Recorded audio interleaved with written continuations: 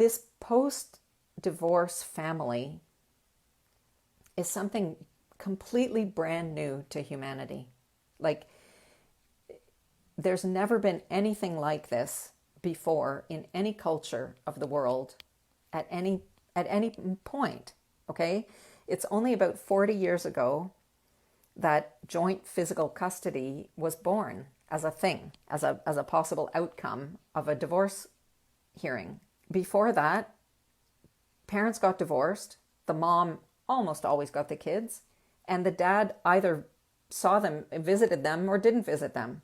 But there was none of this going back and forth, like 50-50 or 60-40 or every other weekend, or that didn't exist before. And certainly there was not, another mother figure in the other house who was somehow supposed to have some kind of role in the raising of these kids. So it's a completely brand new phenomenon to the human race. And we're in the very, very infancy of it. So it's, first of all, no surprise that we're not better at managing it.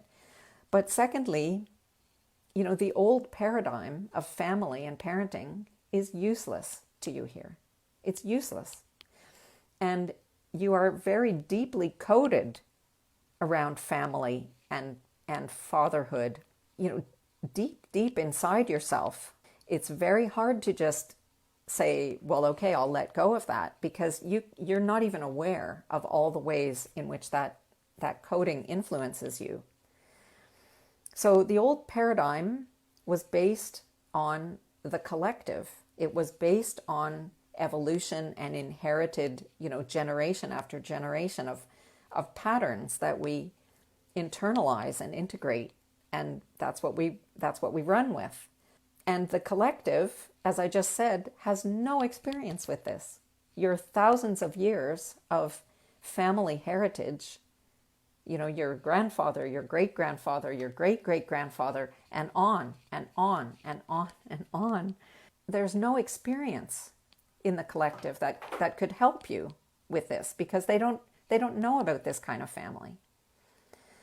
And in this kind of family, the kids have a new kind of power that they've never had before. Because in a traditional nuclear family where there's, both the biological parents are there, the kids have no power to influence your marriage.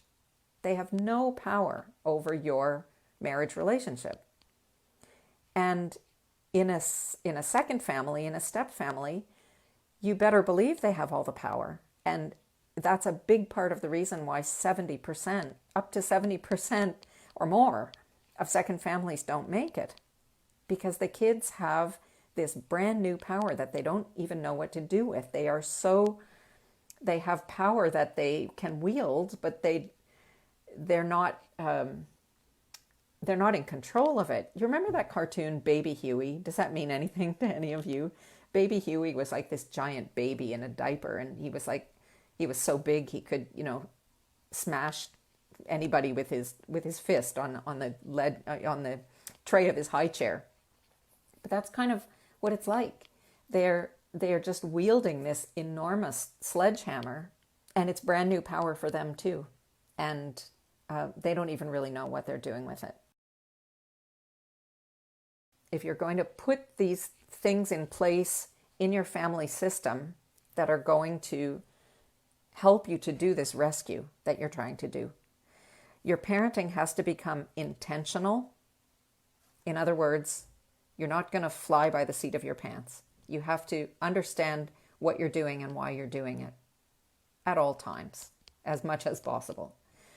You're going to be strategic.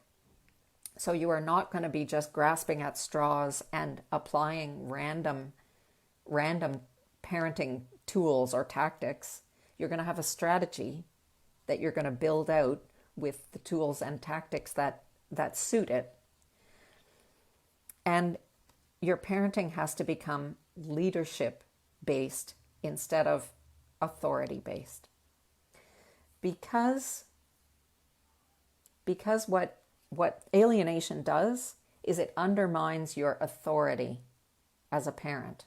The mom can say and do many things to undermine your parenting authority, but nobody can undermine leadership.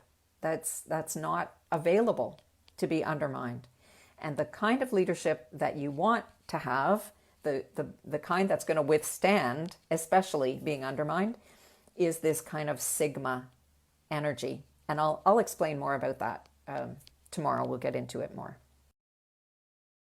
What's the point, actually, of being a parent? Like, why is it important to you to spend a certain amount of time with your children? Hopefully it's not just because of, a warm and fuzzy feeling that you get from having them around. Hopefully it's because you feel some impulse to make the contribution to their development that you really want to make. So, like, what's the point of being a dad? What do you feel that you have to accomplish as a father? How will you know that you've done what you set out to do? What do you need them to know about you? Like, what do you need your kids to know about who you are? What are the most important things that you want them to know when they look at you or when they think back at you? What do you want them to get from you? What do you want them to take away from you on their journey towards adulthood? Because this is the job of a father, is to walk his children across the threshold of adulthood. And that's the thing that you are going to be very, very proud to do and proud to have done.